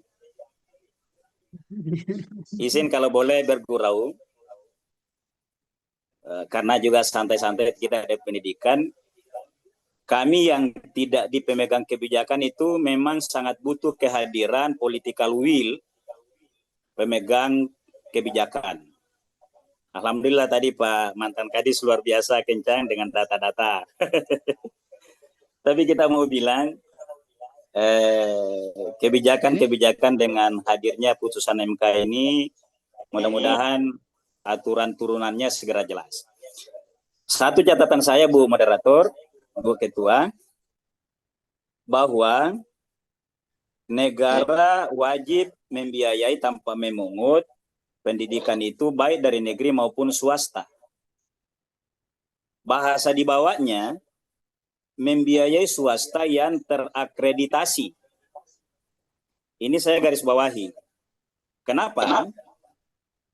Kami kebetulan mengelola mayoritas itu swasta. Akreditasi ini boleh tidak? Kalau boleh diurut-urut, pembiayaan pemerintah itu adalah kemudahan tanpa menurunkan kualitas baik madrasah maupun yang di pesantren, biaya akreditasi ini. Ini kan yang bisa dibiayai oleh negara terhadap pendidikan swasta adalah yang terakreditasi. Bahasa ini harus dijaga, kualitas sekolah, kualitas madrasah, lebih khusus kami karena di Pontren kami, yang kami kelola itu kalau di Pontren seluruhnya swasta, tapi di bawahnya ada madrasah. Maka boleh enggak ini dilingkari ini kata terakreditasi, kalau aturannya nanti itu, ini mudah tanpa menurunkan kualitas dan biayanya. Karena jangan sampai, ini bukan curiga, kita husnudzon terus. Kata akreditasi ini menjadi kunci untuk tidak banyak yang terakreditasi. Maaf, saya bukan pengelola pendidikan di bawah, tapi PHB, karena saya di kantor. Ini bukan curiga, tapi lebih bagus karena ini diskusi terbuka. Jangan sampai menjadi terhalangnya di sini. Karena kami merasakan, kadangkala ada misalnya madrasah yang dibawa yayasan pesantren, lebih napilih minta BOP yang lain itu daripada akreditasi dulu. Padahal kualitas yang akan menarik bagi orang tua demi kecerdasan dan kesolehan anak kita itu kan kalau sekolahnya berkualitas, tentu dilambangkan dengan akreditasi. Izin moderator, mudah-mudahan tidak panjang. Saya sebutkan bahwa kami itu di Pondok Pesantren Makassar ini perlu perhatian dengan adanya juga undang-undang fasilitasi pondok pesantren di Sulawesi Selatan yang sudah disahkan periode kemarin Pak Gubernur. Itu kalau kita mau lihat pesantren di Makassar itu 64. Saya harus ulang ini. Pesantren di Makassar kalau kita buka AI saat ini dan yang pernah ada itu totalnya 64, tapi yang ter-BAP dalam EMIS itu hanya 33. Ini harus dilihat adanya lembaga, apa penyebabnya, sehingga yang berani dan mendaftarkan dirinya ke induknya, ke Kemenak dalam hal ini, itu hanya 33, ada 31 yang tidak bisa, padahal BAP EMIS kita itu sebenarnya mudah. Ini gambaran saja bahwa betapa perlunya perhatian kepada swasta. Terima kasih dan mohon maaf Pak Prof, Pak Ibu moderator kalau sedikit agak panjang. Ini perhatian kepada pendidikan kita. Terima kasih. Assalamualaikum warahmatullahi wabarakatuh. Terima kasih Pak Hasan Pinang, Kemenak Kota Makassar. Sebelum ini ditujukan kepada siapa ya Pak?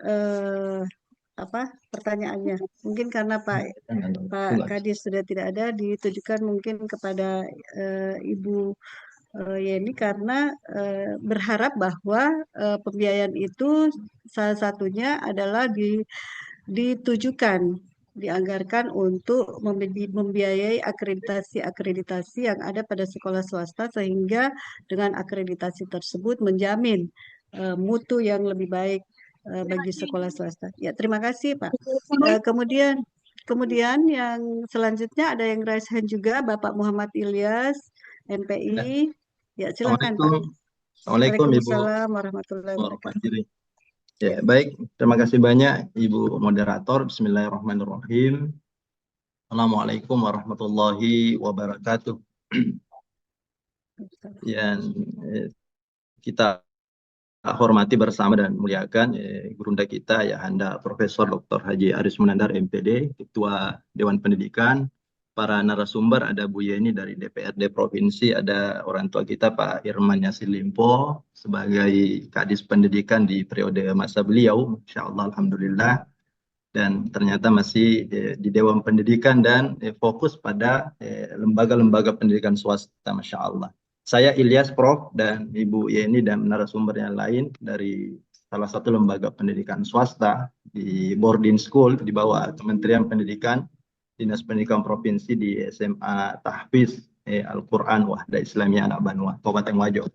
Yang pertama tentu dengan penjelasan tadi Pak orang tua kita Pak Irman, itu kita semua tentu masih berandai-andai dalam artian bahwa sebelum ada turunan ya dari kebijakan atau keputusan MK ini, maka kita masih berandai-andai sambil menunggu tentang juknis bagaimana proses pembiayaan nanti antara negeri dan swasta yang ingin juga disamaratakan oleh pemerintah. Tentu ini yang pertama. Maka saya menyampaikan di tempat ini khusus ke Ibu Yeni, ya ini dari DPR tentu butuh sekarang ini menjadikan sekolah-sekolah swasta menjadi sasaran utama reses mereka untuk melihat langsung kondisi sekolah swasta. Karena tentu kita ke depan butuh pemetaan. Sekolah-sekolah swasta yang grade-nya tadi itu seperti apa dan bagaimana kondisi di lapangan dan sebagainya. Apalagi ini terkait tadi dari kebijakan Dinas Pendidikan Provinsi Pak Kadis tadi yang menyatakan bahwa ke depan ini akan ada drop P3K ke sekolah-sekolah swasta. Tentu kalau ada drop P3K ke sekolah-sekolah swasta, maka saya mengusul ke Pak Irman, mungkin ke depan butuh ada forum dengan Pak Irman dengan ketua-ketua yayasan, karena tentu untuk mekanisme guru di sekolah swasta eh, itu harus perizinan dengan pihak yayasan, dan tentu yayasan terikat juga dengan regulasi-regulasi yang disebut tadi oleh orang tua kita, oleh narasumber kita Pak Irman Yassin Limpo. Sehingga ke depan saya ini usulan butuh ada forum yang menghadirkan ketua-ketua yayasan khususnya di Provinsi Sulawesi Selatan, bukan cuma kepala sekolahnya, karena kebijakan-kebijakan yang bersifat juga keputusan tentang guru yang seperti yang disebut tadi oleh kepala dinas pendidikan yang akan mengirim mendistribusi guru-guru swasta ke sekolah, guru-guru negeri ke sekolah swasta, tentu ini butuh kesepakatan dan arahan dari ketua yayasan itu sendiri. Kemudian yang terakhir tadi yang disebut juga oleh kepala dinas pendidikan, yaitu masalah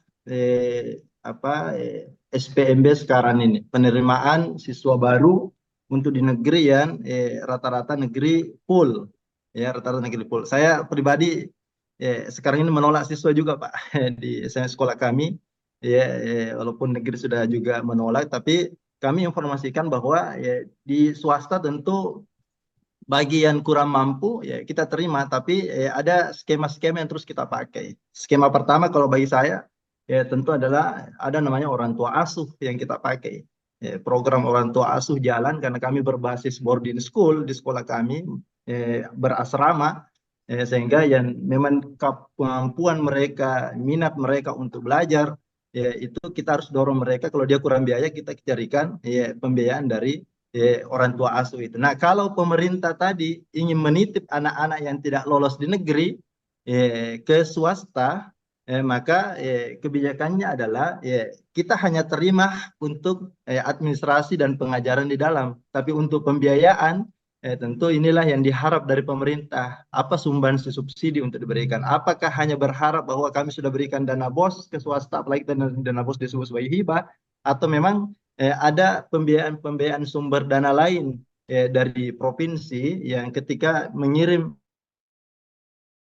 anak-anak yang tidak lolos negeri ke swasta itu, sehingga jelas nanti ke depan Bapak Ibu regulasi sehingga menjadi petunjuk bagi kami di swasta di dalam menerima anak-anak yang belum sempat ditakdirkan lolos di sekolah-sekolah negeri itu. Saya kira ini Ibu moderator semoga bisa dipahami, dan insya Allah kita siap berkolaborasi, bersinergi semua untuk memajukan kecerdasan anak bangsa melalui amanat dari undang-undang itu sendiri. Terima kasih banyak. Assalamualaikum warahmatullahi wabarakatuh. Waalaikumsalam warahmatullahi wabarakatuh. Kita cukupkan 3 barangkali, satu lagi dari UPT SMK 5 Bone. Silakan Pak Andi. Baik, Pak Andi. terima kasih. Ya, siap-siap. Ya. Baik, bismillahirrahmanirrahim. Assalamualaikum warahmatullahi wabarakatuh. Waalaikumsalam. Terima kasih Ibu Moderator kesempatan yang diberikan kepada saya. Yang saya hormati para orang tua kami dari Dewan Pendidikan, dari DPRD, dari Kepala BPSDM, dan semua narasumber yang tidak sempat saya sebutkan satu persatu namanya. Izin Bu Moderator, saya ingin memperkenalkan diri dulu. Karena kebetulan saya tidak cukup terkenal seperti pembicara pertama dan kedua terhadap orang tua kami yang ada di atas. Nama Andi Budi Arsono, Kepala UPT SMK Negeri 5 Bone. Setelah mencermati dari beberapa narasumber, satu hal yang saya ingin sampaikan, pertama mengapresiasi kegiatan diskusi ini. Kalau saya intermezzo sejenak, bahwa memang kalau pendidikan ini kita mau ilustrasikan sebagai kapal besar, maka tentu untuk menggerakkan, membelah lautan samudra itu dibutuhkan keterlibatan semua stakeholder, tidak hanya kepada guru saja atau kepada tenaga pendidikan. Lanjut daripada itu, Ibu Moderator, para orang tua kami narasumber, berkaitan dengan fenomena-fenomena pendidikan yang dewasa ini terjadi di berbagai kabupaten termasuk di Bone. Ada beberapa hal yang perlu kita cermati, namun hanya ada 1-2 barangkali yang pada kesempatan ini akan saya tebalkan dan saya ingin diskusikan melalui tempat ini. Pertama, kita bisa melihat bagaimana terjadinya kesenjangan akses pendidikan yang dewasa ini terjadi, mulai daripada keadaan geografis, daerah terpencil yang sulit mendapatkan akses sekolah yang layak. Dari segi perekonomian, banyak anak dari keluarga yang kurang mampu yang tidak bisa melanjutkan sekolah, tentu negara harus hadir di dalamnya. Ada disabilitas, kurangnya fasilitas pendidikan inklusif untuk anak yang berkebutuhan khusus. Fenomena yang kedua yang bisa kita cermati adalah kualitas guru dan tenaga pendidikan. Yang ketiga adalah kurikulum yang kurang kontekstual, dan yang keempat sarana dan prasarana yang tidak memadai. Banyak sekolah yang kurang fasilitas dasar sehingga untuk menciptakan sebuah equilibrium dan percepatan pengembangan pendidikan menuju revolusi 4.0 sampai 5.0 ini tentu terbengkalai tertahan dengan kurangnya sarana dan prasarana yang mendukung. Kemudian fenomena yang selanjutnya kita bisa lihat bagaimana tingginya angka putus sekolah yang disebabkan oleh faktor ekonomi, pendidikan dini, dan kurangnya motivasi belajar dari penyebab utama. Dan yang selanjutnya yang menjadi faktor fenomena menjadi penghambat pendidikan adalah hari ini kurangnya pendidikan karakter. Penebalannya masih perlu ditingkatkan, ketimpangan pendidikan antar sekolah, minimnya keterlibatan orang tua, dan pengaruh negatif teknologi, media massa, masalah manajemen dan kebijakan. Namun pada kesempatan ini ada dua yang saya ingin sampaikan. Kebetulan di tempat ini ada orang tua kami dari DPRD, ada dari Dewan Pendidikan. Saya ingin tebalkan persoalan teman-teman guru. Anggaplah di sekolah saya ada beberapa jurusan yang sangat diminati oleh masyarakat. Tetapi akses guru itu sangat kurang, sehingga peluang untuk menambah kelas itu kami sangat terbatas. Dan hari ini kita tahu bersama bahwa telah keluar sebuah kebijakan bahwa kita dilarang untuk merekrut tenaga honorer atau tenaga sukarela dan lain sebagainya. Tentu ini akan menjadi satu bumerang tersendiri bagi sekolah-sekolah yang ada di pedesaan, yang dimana jurusan tersebut sangat diminati oleh masyarakat. Tetapi kami terkendala dengan tenaga pengajar. Anggaplah misalnya seperti saya, di sana itu jurusan otomotif, TBSM itu sangat diminati oleh masyarakat. Bisa dibuka 1, 2 sampai 3 kelas, tapi kami kekurangan guru. Ini sudah sehingga penyebaran guru ini perlu barangkali banyak-banyak didengar aspirasinya dari pihak sekolah dan orang tua kami yang ada di atas, supaya yang ada di Depodik itu, ini kan sudah tergambar di Depodik itu, perlu ada satu jawaban yang konkret, sehingga kami lagi tidak mengambil tenaga-tenaga yang tidak bersertifikat atau tidak bersertifikat dan lain sebagainya. Sebab kapan misalnya jurusan ini tidak kami pelihara, tidak kami bangun, maka tentu akan mengurangi minat masyarakat untuk datang di sekolah kami. Apalagi yang masalah hari ini terjadi, termasuk dalam pemenuhan kota CASIS itu masih dibutuhkan, masih terjadi di sana sini. Itu satu. Yang kedua, sarana dan prasarana. Tentu kami di sekolah negeri ada dana BOS. Tetapi dana BOS ini, Bapak Ibu sekalian, Pak narasumber yang kami hormati, ada pembatasan, ada juknis yang kami lalui. Sementara di lapangan terkadang ada hal-hal yang kami butuhkan dan tidak bisa kami biayai. Perlibatan orang tua yang sering kami lakukan, misalnya ada partisipasi lah, ada sumbangan lah, tapi di lorong-lorong tertentu terkadang ada teman-teman dari misalnya eksternal, dari LSM, atau ada laporan-laporan daripada masyarakat, sehingga sedikit saja kita bertindak, tiba-tiba sampai misalnya kepada pimpinan kami lagi di SMS, kami diberikan surat, ada apa dan lain sebagainya. Padahal untuk mengadakan hal seperti itu memang kami butuh keterlibatan orang tua, sehingga perlu ada satu regulasi yang mengatur antara iuran atau partisipasi atau sumbangan. Ini tidak jelas, karena terkadang kami wacanakan ini sifatnya partisipasi atau sumbangan, tetapi yang berkembang di masyarakat itu seakan-akan bahwa di sekolah atau B adalah melakukan pungutan dan lain-lain sebagainya.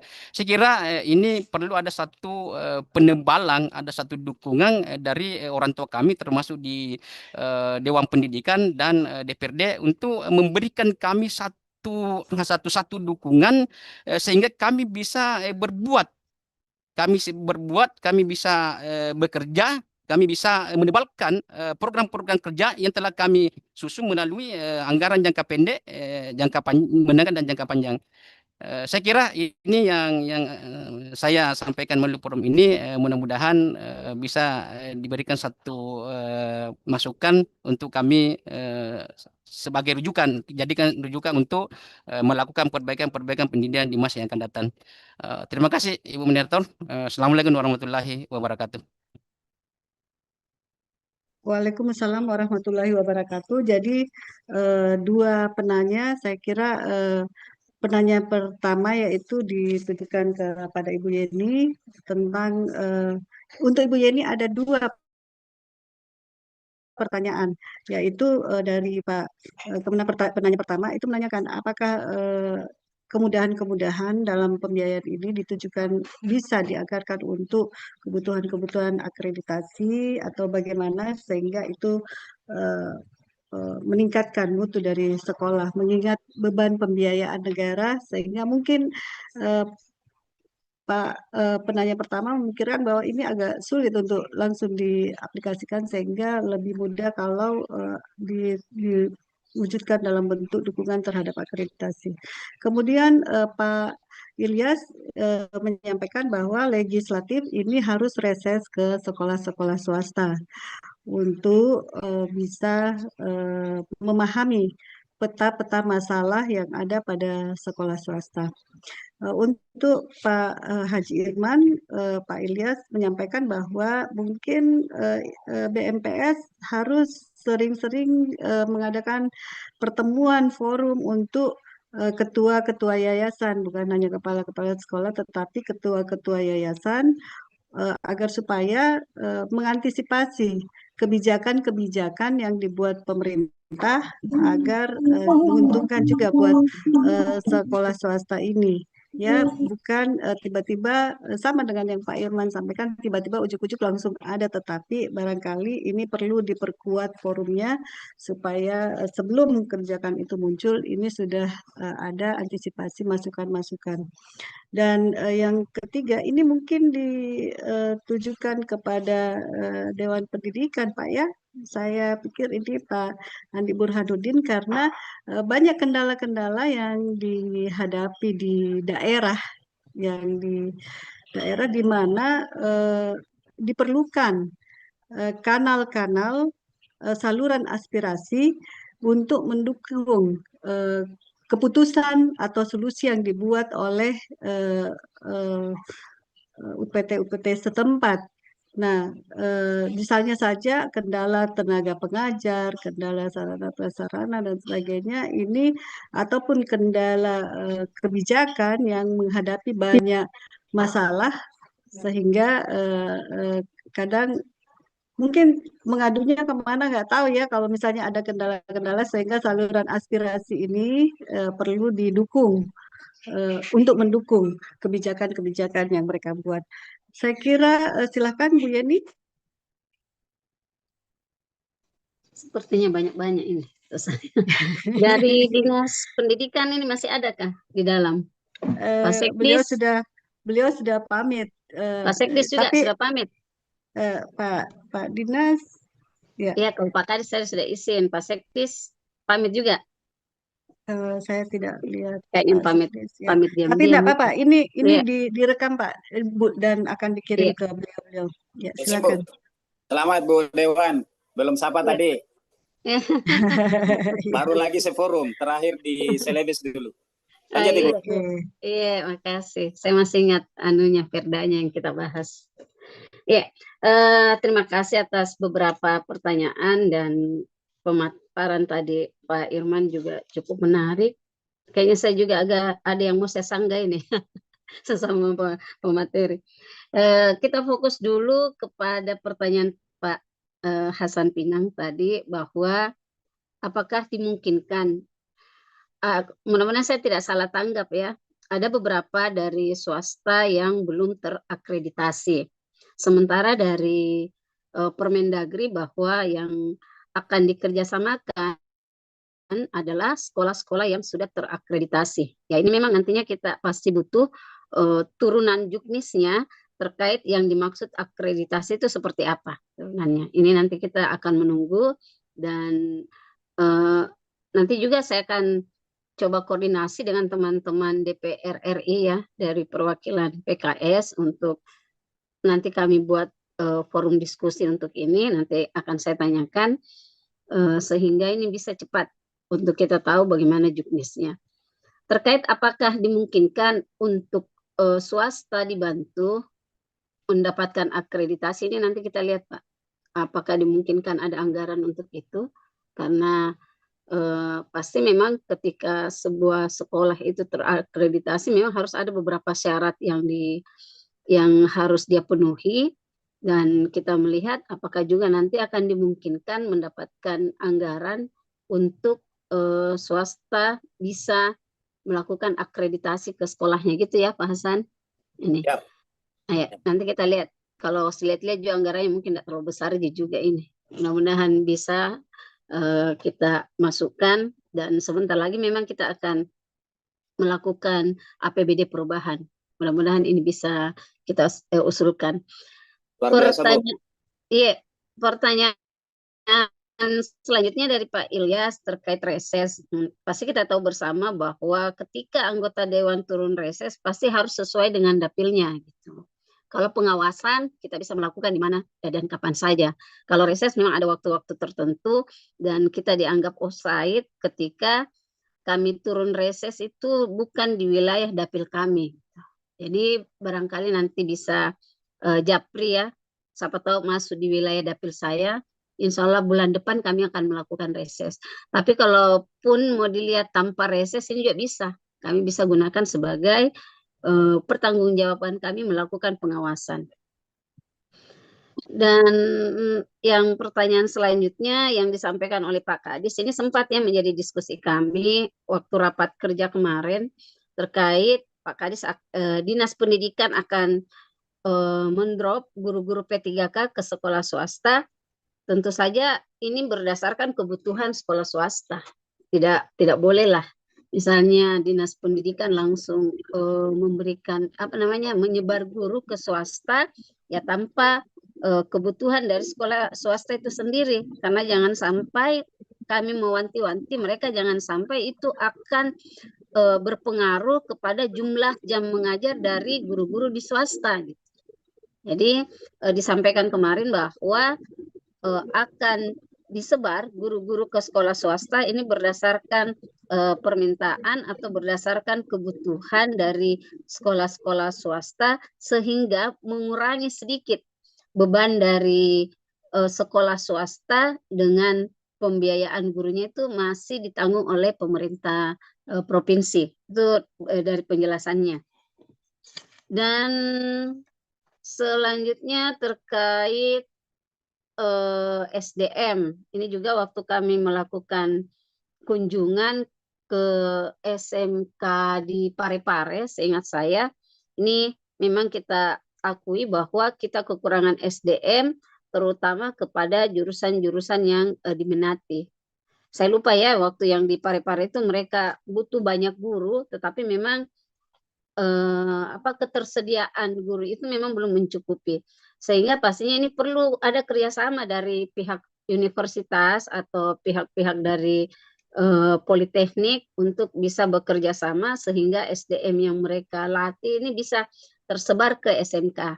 Dan ini juga akan menjadi catatan kami ketika nanti kami akan melakukan evaluasi bersama teman-teman di Dinas Pendidikan. Dan terakhir terkait partisipasi dari orang tua. Seingat saya waktu di Dewan Pendidikan Kota ini juga menjadi isu yang menarik yang kami bahas sampai kami mengeluarkan sebuah kebijakan, sebuah rekomendasi ya, bahwa memang sekolah itu tidak dimungkinkan untuk memungut pembayaran gitu ya kan. Tapi kalau dia sifatnya partisipasi, ini memang bisa dilakukan oleh komite sekolah yang biasanya terjadi di sekolah-sekolah negeri ini di tingkat dasar dulu ya. Ini banyak menggunakan atas nama paguyuban. Nah, ini yang kami tegur langsung bahwa tidak boleh paguyuban. Dan kalaupun misalnya ada iuran komite, ini juga tidak boleh dianggap bahwa sesuatu yang memaksa. Nah, ini hanya sifatnya untuk mengajak. Kalau saya ini memang menjadi selalu bidikan dari teman-teman LSM dan memang masuk ya di kami yang iuran ini, dan kita membuat sebuah rekomendasi memang tidak dibenarkan sekolah memungut apapun terhadap orang tua, Jadi kalau kami sih menyarankan bahwa kita pastinya bisa menggunakan dari alumni, atas nama alumni. Kalau atas alumni itu kan tidak ada celah untuk kita dikritisi. Walaupun niat kita baik, tetapi dengan ada label bahwa itu iuran, memang itu tidak dibenarkan dipungut apapun kepada orang tua. Barangkali begitu Pak. Dan kita akan memikirkan mungkin dari sumber-sumber yang lain, yang jelas memang tidak dibenarkan untuk memungut bayaran kepada orang tua. Apapun itu namanya. Gitu. Kali itu dari saya. Kalau ada yang ingin ditanggapi kembali, silahkan. Tapi izin moderator bisa bicara. Tunggu, Tabe. Moderator. Sebelum mungkin kita karena ini waktunya mepet, jadi barangkali untuk ke Pak Haji Irman, barangkali untuk ya nanti Satu menit saja, ditanggapi lagi. 1 menit saja, Ibu moderator. Ya, tentang Oke. jawaban Ibu DPR. Jadi Iya. begini Pon, barangkali yang perlu kita ketahui bahwa sebenarnya hal-hal seperti ini bisa saja tidak terlakukan, namun di bawah perlu kita ketahui bahwa keadaan sarana dan prasarana sekolah yang terjadi hari ini khususnya untuk ruang-ruang RPS dan lain-lain sebagainya, semuanya itu belum terupdate. Ada sampai 10 tahun, ada 5 tahun, sehingga untuk menyesuaikan dengan kondisi kekinian di dunia industri dan dunia usaha inilah yang bukan memaksa, biasa ada inisiatif untuk melibatkan orang tua, sebab sarana dan prasarana di bawah itu sudah tidak memenuhi standar industri melalui KKNI. Jadi barangkali Ibu Dewan, saya sampaikan bahwa sebenarnya hal seperti itu kami dari UPT tidak mau melakukan. Hanya saja itu tadi bahwa sarana dan prasarana mulai dari kekurangan bangku, kekurangan gedung, alat-alat praktik itu sudah tidak terupdate, masih 10 tahun, 15 tahun yang lalu masih kami gunakan. Tentu ini untuk keterampilan. Oke, siap. Terima kasih banyak. Terima kasih. Ya, paham. Oke. Ya, ini waktunya ini mepet sekali Pak. Jadi kami minta narasumber lainnya Pak Haji Irman Yassin Limpo barangkali untuk ya, silakan Pak. Makasih Bu. Makasih. Lebih pada bagaimana itu ya. Saya coba bahwa soal redistribusi guru itu normanya adalah Permendikbud nomor 1 tahun 2025, di mana dimungkinkan guru aparatur sipil negara diperbantukan ke sekolah swasta. Dan ini sebenarnya proses